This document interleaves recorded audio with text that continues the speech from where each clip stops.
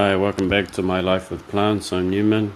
Today we're going to have an update on the orchids on the balcony. So there's some good things and some bad things.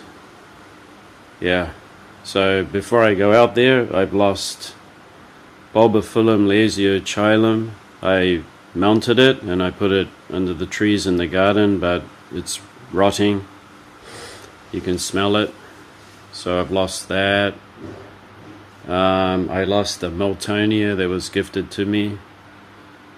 It seems like when the temperatures reach 38, 39, which is over 100 Fahrenheit, they don't like it.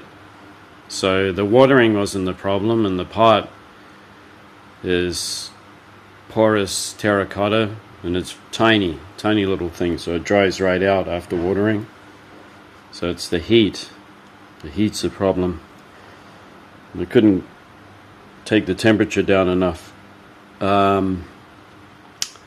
What else have I lost? I almost lost what is it again? It's a kind of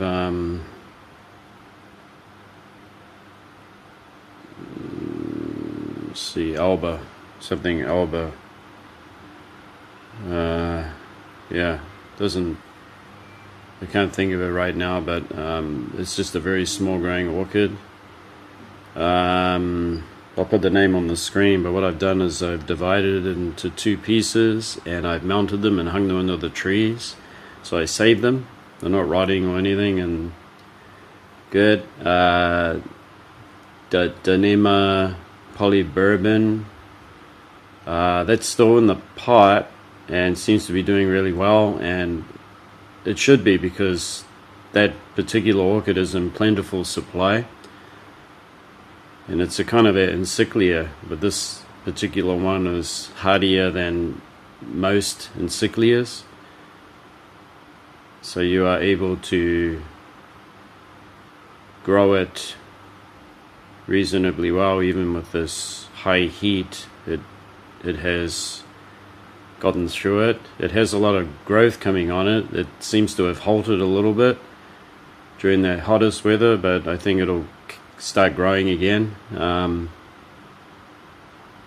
It had a time where it was starting to grow really well, and I think once it reached that 100 Fahrenheit, it kind of set it back a little bit. But I did take a cutting off it, one of the stylons with about 3 or 4 bulbs with leaves, and I mounted it and I put it in the garden just as a backup because I don't want to lose it. I almost lost my vanilla scented orchid, which I can't recall the name because I don't say it enough, but it's kind of a crawler, crawls along the branches. It's almost like a weed where it comes from in Brazil. That one was almost going to die, and I saved it because I noticed that it had 2 offsets that were growing and they had rotted, so that was an indication of it's time to move my butt and do something. So I took it out, mounted it on cork, and I can see that the roots have started to grow again.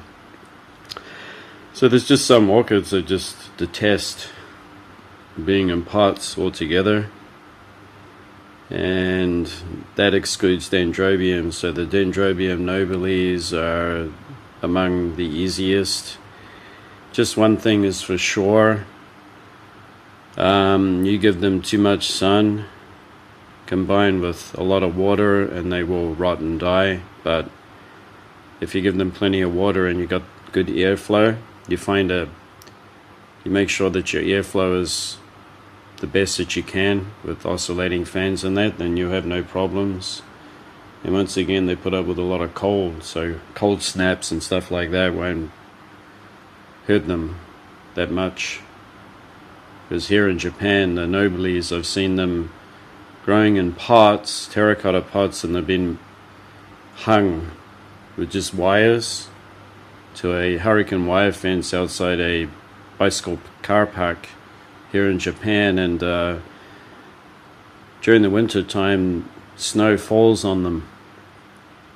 Sometimes they get like a lump of snow that's accumulated in the pot.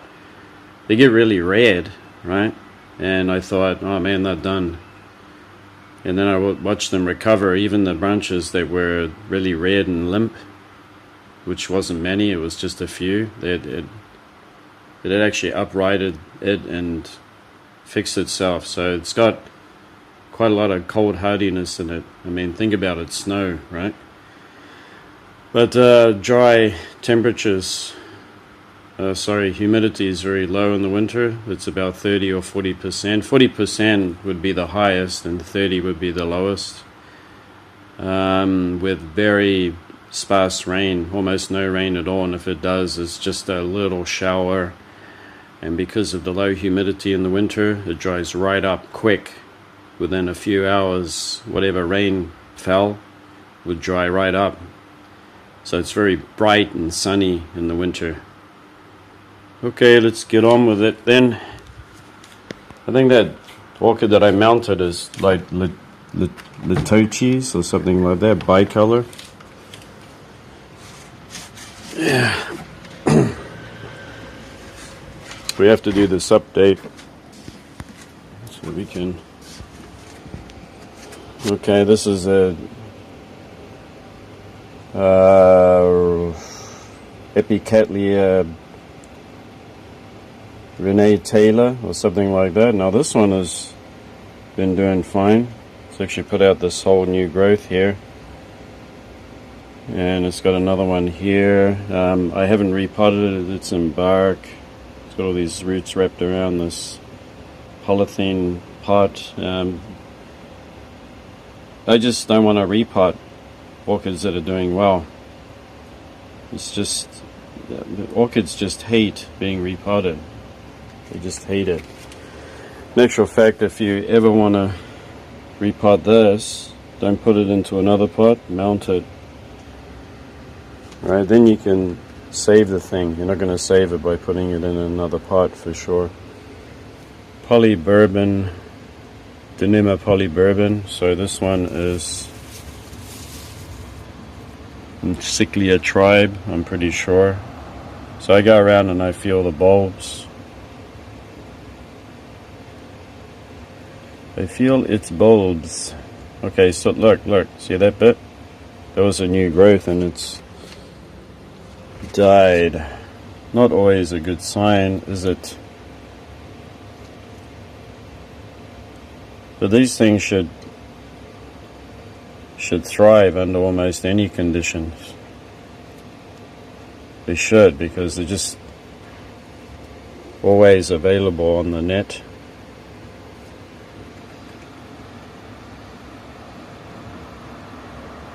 So who knows what upsets it?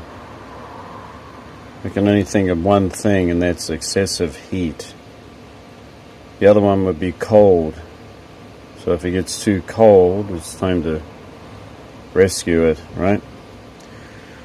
Why is this dead or dying? Doesn't make sense. It's just a mystery to me, but it's got to be the heat.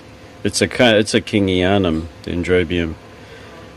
Out of all things, how could this get that bad? And then all the new growths rotted and fell off, and then I looked it up and it said not enough water. So I give it enough water, right? Yeah, so it's growing away and then they rot off again. It's just, I don't think it's a very strong hybrid, if you ask me. I think it's weak.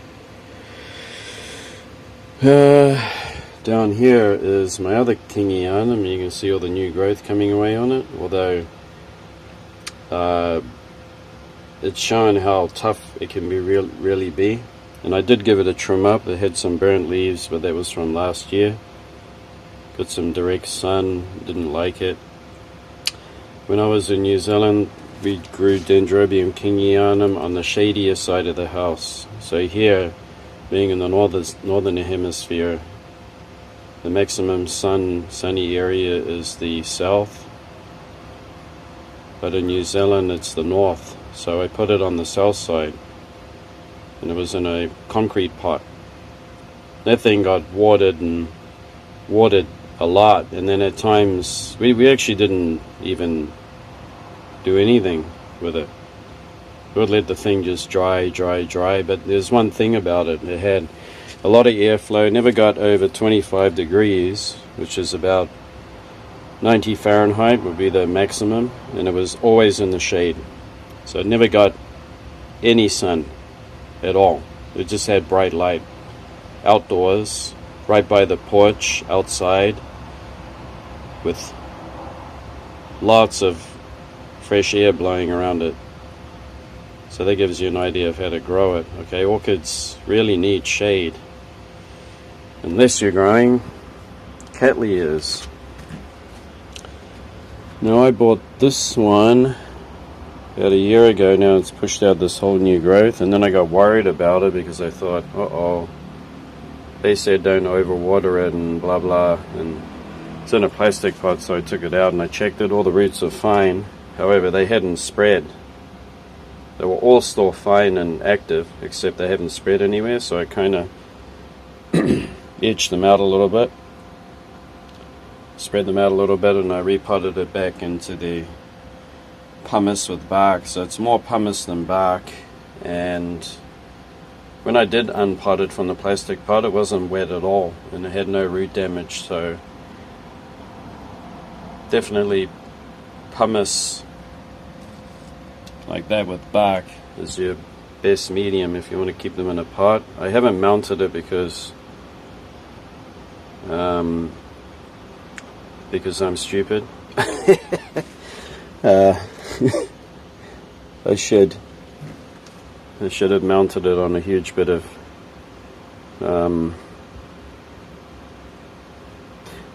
cork, right? Yeah, should have done it. But anyway, it's in a pot. We'll see how it goes. If it does get in trouble, it'll be going onto cork for sure. Now,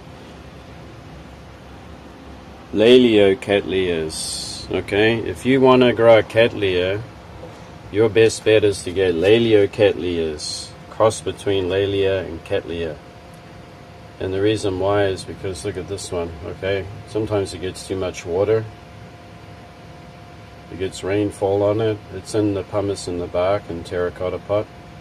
It just keeps growing, and its flowers are just like cattleyas. They don't have any signs of Lalea in them, and it's got a sheath coming on somewhere. Okay, can you see it right here? There's a sheath. We've got a new bulb coming up there. There's one around there. Peekaboo, there it is. Look, this thing goes really well. So there you are. If you're having trouble with your cattleyas and they rot and stuff, get a Laleo cattleya. Or just grow Laleas. Yeah, I don't mind a bit more water. Okay. Hippie cattleya, Kyoguchi Happy Field is still doing well. It is a strong hybrid. As you can see, it has this offset and it's doing really well, so I'm happy about it. Haven't had any problems with it. It has beautiful flowers, are fragrant, so I'm happy that I got something that's alive and doing well under these conditions. And these conditions are not terrible at all. They just get hot, I mean, doesn't it, in Florida? It's got high humidity. Just the only thing is the winter. Just got to bring them in the winter. I mean, everything else is fine.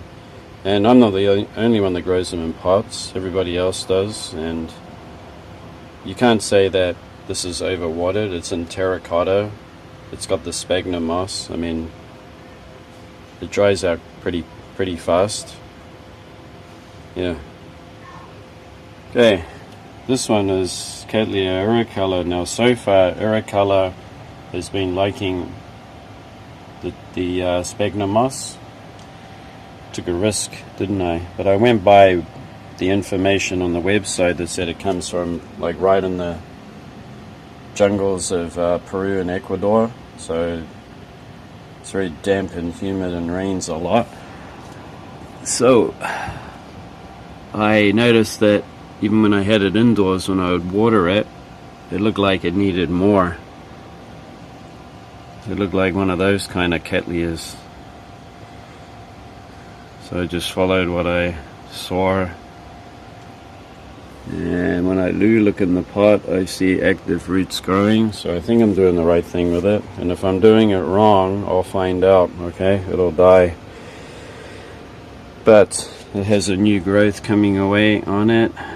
No sheath with flower buds yet. So everything's good, everything's fine. Over here is Maxillaria, which confuses the heck out of me. Tenuifolia, oh no, it's Maxillaria variabilis, so I think I gotta give it more water because my friend that grows orchids, the old lady, I haven't run into her very much lately because it's been so hot. She hasn't been outside. She keeps hers pretty wet during the summer, and even then I've seen it down on the ground underneath trees in a garden in a shallow terracotta pot, and I've seen it even dry. So I can only think of one reason why it had 2 black bulbs on it and it got set back, and it has to be the heat. But we'll just move this big thing out of the way. I hope that little bit of sun doesn't burn it. I mean, geez, I mean, who's the one that said orchids are hardy? Man, so many things happen to them. It's confusing. So if I look here, okay, maybe my imagination is getting the better of me because I want good news. But I do see bulbs here, right? And I see some growth there, so it's got to grow well. I'm not over doing it with the fertilizer. I learned that. You fertilize every time, right? Growing in sphagnum moss, think twice. Even any mix, they say to fertilize them. I think that a little, I don't mean to be rude, but they get a bit diluted with what they're doing. Their imagination takes the better of them, and they think that the fertilizers, they're giving them all the results, because even I do that. Speaking from experience, I'll do something and I imagine that that's what's doing the plant good. But I know for a fact that I was watching Nelson's channel, and he has a friend, I can't remember her name, but she showed a cattleya, and I'll never forget what she said. While she brought it out, she said, "This is one of my biggest ones that I've had ever since I started my business, blah blah." And when she lifted it up and put it on the table, she said, "Oh, I haven't even..." Wait. And then I noticed that every time I go to do something, I get interrupted. So, what was I saying? So that big massive cattleya that had multiple flowers all over it, she said, I haven't fertilized it for years. Something like 6 to 8 years. She just says, I haven't had time and fertilize it. That thing had monster bulbs on it, healthy leaves, and flowering. So there you are. You can give them some fertilizer, okay? When your plant is starting to have growth, it's not maturing and looking healthy or growing to the right size, then it might be lacking some. But just to fertilize for the heck of it, the plant can only take up so much, and the rest of it is just in vain. You just keep fertilizing and it can do nothing with it, and then it all collects in the medium. And in nature, they don't have all of this fancy stuff at their expense collecting into their roots, right? They only get what they can get. So I don't think it's that necessary all the time. You just need to fertilize like once a month, right? And then whatever's left, it's still in the medium, and the plant will reach it and get it when it needs it. It's like the human body. I don't know how many people have said to me, don't you drink milk? And I said, I just have a little bit of my cereal. Well, that's not enough. Calcium, blah, blah, blah, blah, blah, blah. Got this big lecture about it. My nails are fine. Right? I don't have any osteoporosis or anything. We're just overdoing it. That's all. But there's one thing that orchids do require, and that's make sure that the pH is okay, because if you're growing them in your medium, it might get over acidic, so you might have to just drop a little bit dolomite lime in there. That's all, because we're growing in a organic mix that's rotting, so it's the pH is riding right up there, right? Yeah. And you don't want to repot your orchids all the time. Like, I remember asking one YouTuber, said, why do you keep taking your orchids off the mounts? It doesn't make sense. It's like, how is it going to fix the orchid when it's in dire straits, stuck on this mount and it's not growing? Well, then how are you going to fix it by taking it off? It doesn't make sense, right? I mean, once they grow on a tree, they don't rip their root system up and then go lay it on a different tree branch, do they? Yes, anyway, I'm just expressing some ideas there that I think help. Hey, this Cattleya here had a couple of bulbs rot, but then again, I'm not worried about it because even this one did. It's actually had one or two bulbs rot here and there, but overall it's super healthy. Growing in pumice and bark. It's very well draining, so if it does get watered, it dries right out quickly. This one has just got sphagnum on the top there, but underneath that it's just all bark and pumice. It's got a weak growth here, but then I can freak out and think, oh my gosh, it's got rot. This is probably just limp because it's new. And it did have a rotten bulb, and I just cut it off, and at that time I did put some fungicide on it. It should be fine. I mean, there's no other reason why it's not going to do it's not going to do better, yeah. All the dendrobium nobiles are all crooked and growing great. Yeah, I didn't put canes in them to keep them perfectly straight or anything, but that's okay. They're just growing naturally. And like I said before, I just fertilize every now and then. I don't overdo it. I mean, those ones hanging on that hurricane wire fence, they get new growths, and they're sometimes or often bigger than the last year's, and I don't think that they fertilize them. Pretty sure they don't, okay? Not the older generation. They don't do that kind of stuff. Okay, so nice shiny leaves on it. So dendrobiums are doing fine, and I do water them often. Probably nearly every day. Nice and green, healthy. This one too. You can see that this, okay, is a giant one. So good luck mounting this. Giant size nobile that has the new growth growing. Yeah. I just noticed if you've got a nobile in really poor health and it tries to grow new growth like that, it often rots and falls off. It's confusing.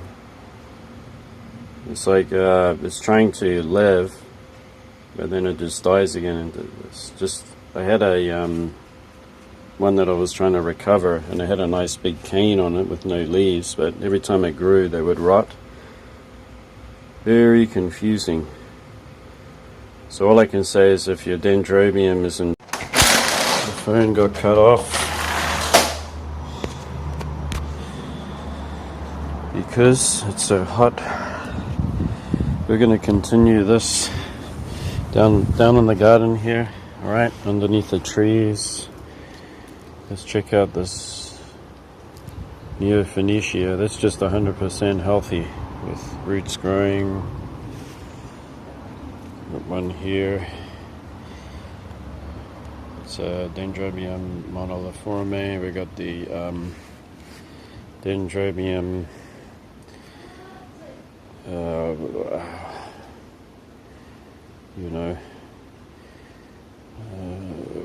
and it's really healthy now. Actually, these leaves are thicker than what they were when it was on the balcony there. We're going to get rid of those air conditioners and hang them outside the balcony. And this is Brassavola nervosa, which, as you know, it has all these new growths. It's growing really well down there. We got a band of falcata. We got one here. Now its roots are starting to travel up over the pot. So we got more root growth than we did when it was on the balcony. This one's even looking better. It's a better color.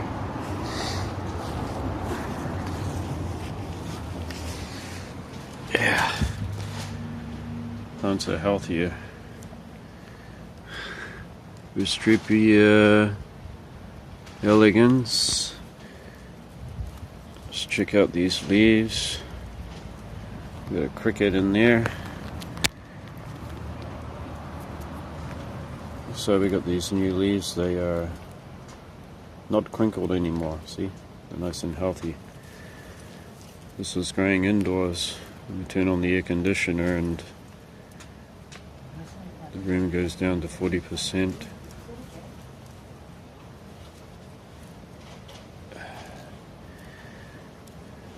So it's doing much better underneath the tree.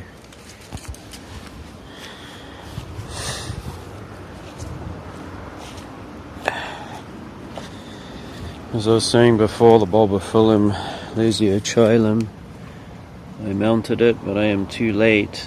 These bulbs have gone soft and it smells like it's got the rots. Nothing I can do.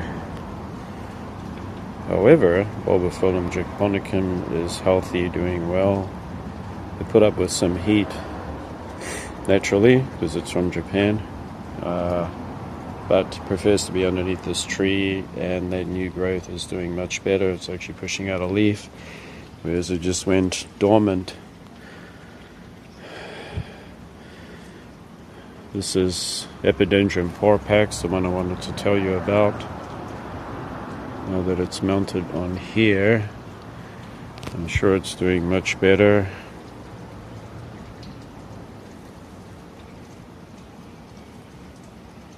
There's no reason why it shouldn't. It's just a matter of it growing roots onto that branch. This is another porpax. It's a nice healthy cutting. This is a piece off the Dinema polybourbon, which is doing excellent. And these roots, you can see them there, nice and green. Up here, Leptotes bicolor. So it's got that new growth there. There's another one right here that looks super healthy. Okay, I saved that because actually, it's nice and firm. It means it's doing well. When you grab onto it and it's mushy, if you grab onto the leaves and they're all like mushy and squishy, even though the medium is moist, it's a sure telltale sign you've got root problems. But this is nice and healthy now, so great. It's a shame I can't save everything, but I'm not the only one. Everyone has trouble with some plants. This is a bromeliad. Now, if you're getting a little bit depressed with your orchids, try growing some bromeliads so that you can brighten up your day, because they are tougher. And they do have magnificent. Well, this one here is called the quill bromeliad, because it has this neat looking inflorescence here, and this is just where the inflorescence comes out of, right in between these sheaths here. I think this one's been in the nursery too long, or it's either finished flowering, so I can cut it off. It's done. They all go along here and they're real bright colored. It clumps up really well. It's growing in it's called Akadama, so it's like a red clay. It's a little sticky, but not too much, and it drains really well, and plants just love it. Up here is Dendrobium green baby eye, which was upstairs growing, and I brought it down here, which is the best thing I could do for it. So voila, much better. This one is a Dendrobium that's a nobile type. It grows in a lot of places in Japan, actually. Attached to trees, so it's a very hardy one. It's actually a piece of another one I'm growing on the balcony. So it's nice and healthy, I think. And these roots look pretty good too. Yep, nice. Why not get a Nepenthes? This one's called Alata. Give you some interest in your garden, and actually they're very easy to look after. You just give them straight mineral, oh, you came along. This big cicada. As long as you don't suck my plant. Came back again. So you just fill the pitchers up here. Make sure they got a little bit of water in there. You don't need to feed them. They naturally get little tiny flies fall down inside them. They climb. When they get really tall, you can actually take cuttings and plant them and they grow again. So when the pitcher comes off the tip of the leaf, you just need just bottled water is your best bet, or rainwater. And if you can't do that, you can add dechlorinator, which is for fish tanks. It's a liquid, and you put 1 drop in 2 liters of water and let it sit for a day or two, and then you can use that too. I gave this a little trim because they had the odd little, leaf here. They had fungus on it, but no problem. You just trim them off. Doing really well. It's a typical Dendrobium monoliforme, and a lot of people will turn their nose up and go, look at that. It's an orchid. Okay, it has beautiful flowers. Once this becomes a clump, it is magnificent. It looks like a big clump of grass growing inside a tree, and when it flowers, it's just absolutely smothered in white, beautiful scented flowers. So, kind of like this. See how this one's getting bigger? This is a 10-year-old plant, by the way. The grower said so.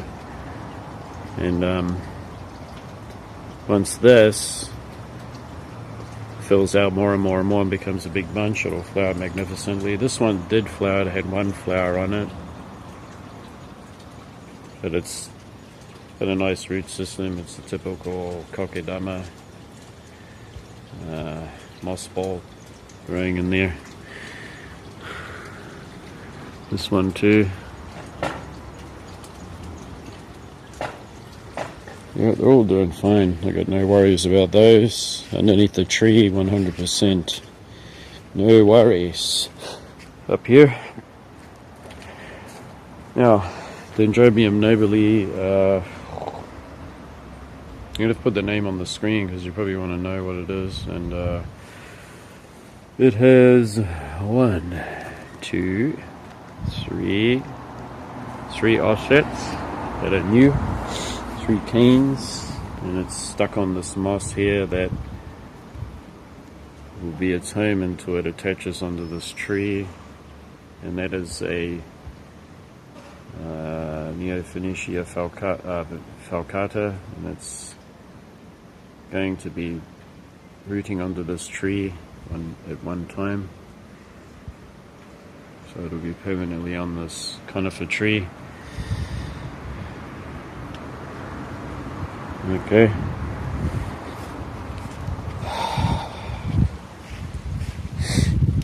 I did some cutting the lawn, and it's 37 degrees. It's 95 Fahrenheit, 85% humidity.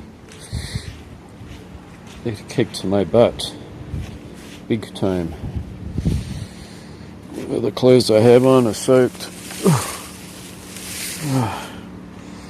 Okay, we had quite a lot of rain, as you can see. Can you see that? Those are mosses. They're not ferns, they're actually mosses. We've got this neat one here, and I've got a mosquito in my ear right now. Okay, and over here is Dendrobium moniliforme that I attached to this tree. You got Vanda falcata that's doing really well. These new roots coming out. The one right up there. One here too.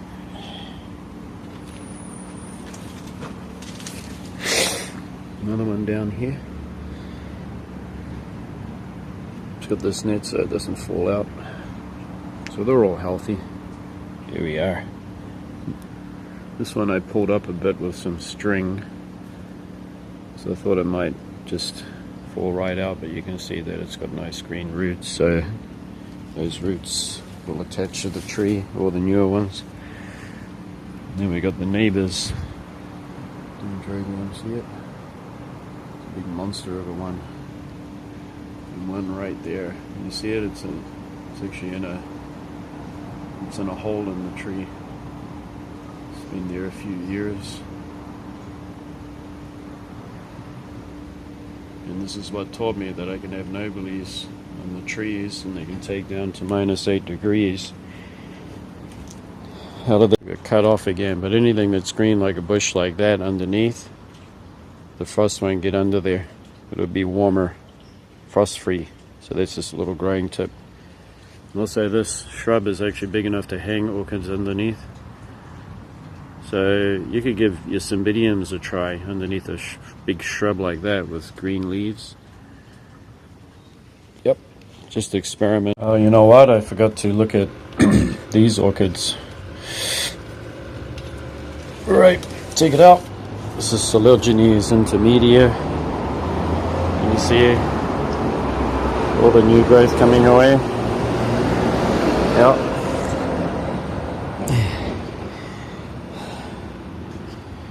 I forgot this, and I was hesitant whether to come out or not because I just didn't want to cook myself anymore in the heat.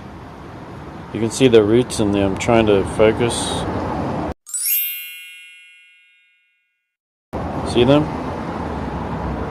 So it's full of roots, and I water this copiously. I mean, I water it until the water's running out the bottom. So this thing is pretty soaked most of the time. So if that scares you, it doesn't scare Coleogenes intermedia one bit. It's fine. You can water it. Next. This is the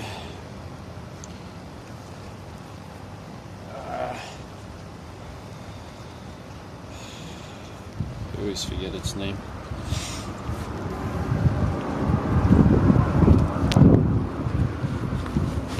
This is also native to a lot of the Pacific,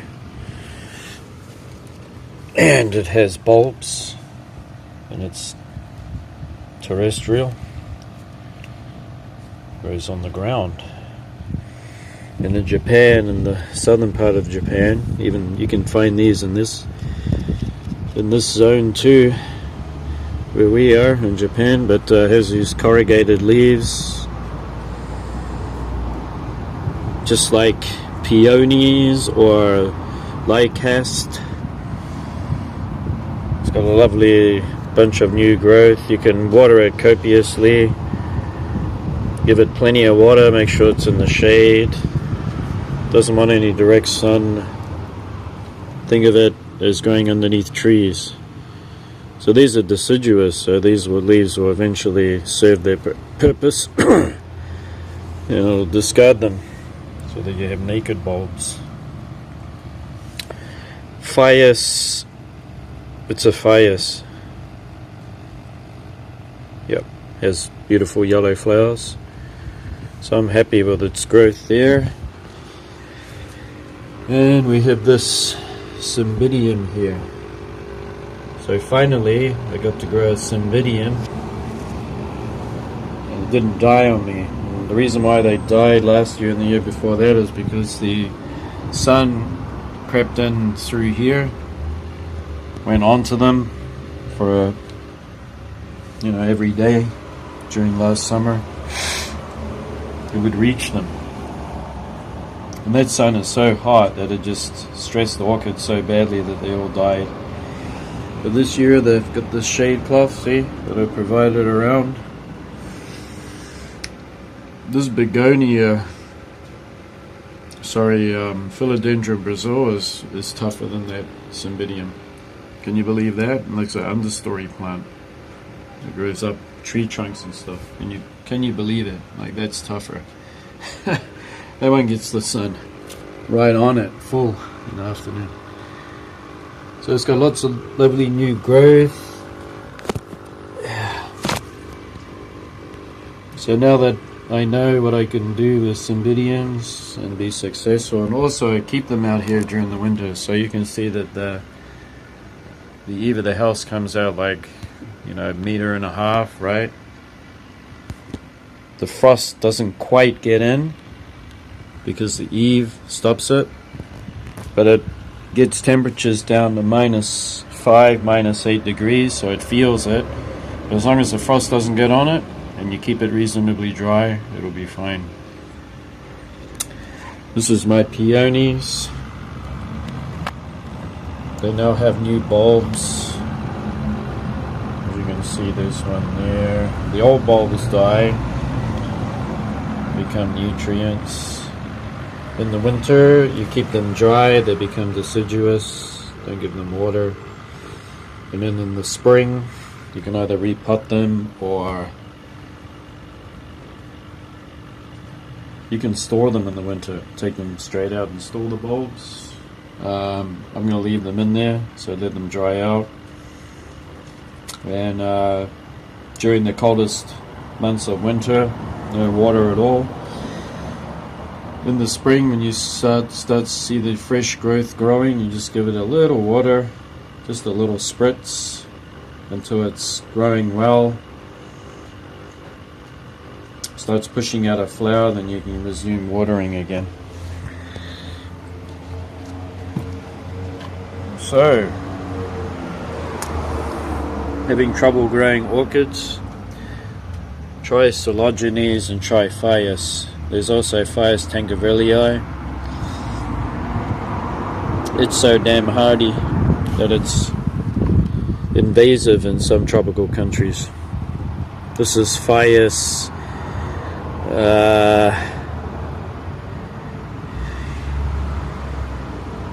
I've got to put its name on the screen. Yep.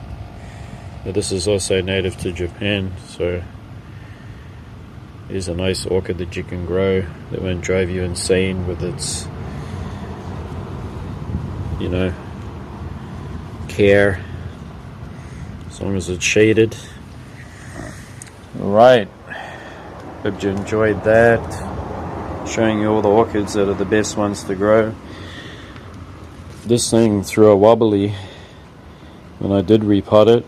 It didn't grow, it started shriveling and stuff like that, but it has resumed its former beauty and plumped those bulbs right up again.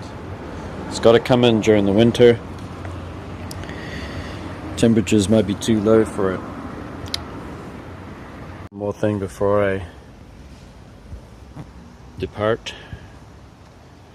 Here's my hibiscus that has white. Can you see that? White flowers. And on the same plant, pink. It's not a very good example. And then over here, light pink. All on the same plant. This is just I spotted this. It was growing as a weed. You could call it a weed. In a vacant area that it had overgrown with different kinds of weeds and plants. And it was flowering there, and I took the seeds and I germinated them. I kept them in the fridge over the winter. And I germinated the year before this, so 2 years ago. And what's great about this hibiscus is that, I mean, look at all the buds on it. Great. Isn't it fantastic? It's not an orchid either. It's got nice big branches on the bottom, growing right up. Now, in the winter time, I can just cut it down to almost soil level, like that. And then it'll just come away and grow new stems from the springtime. So that's a beautiful plant to have. Also, another one I like growing is hosta. You can get hostas that are variegated, like this. See? This one's a bit torn up because bugs eat it. But I don't mind, really,